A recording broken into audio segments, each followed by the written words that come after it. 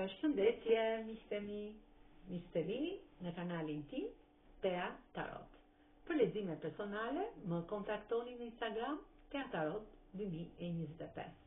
Dhe tani, do të marrim dy shenjat e horoskopit qigjetarit dhe peshqit për muajin prill. Çfarë na thon këto dy shenja tek dashuria dhe financat? Qigjetari, zgjerim dhe kërkimi i kuptimit më të thellë të jetës në energjinë e tij shpirtërore. Dashuria, do të kërkosh lidhje që të rritin dhe të frymëzojnë. Nëse një lidhje të kufizon, do të ndjesh nevojën të largohesh. Financat, mundësi të reja, sidomos nga diçka e papritur ose nga një drejtim i ri. Këshill shpirtërore, rruga jote hapet kur ndjek të vërtetën tënde. Dhe peshqit, energjia shpirtërore, intuit shumë e lartë. Je shumë i lidhur me energjinë universale të muajit, pra muajin prill.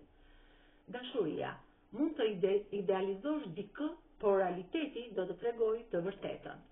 Ka potencial për lidhje shpirtërore shumë të bukura nëse qëndron i vetëdijshëm.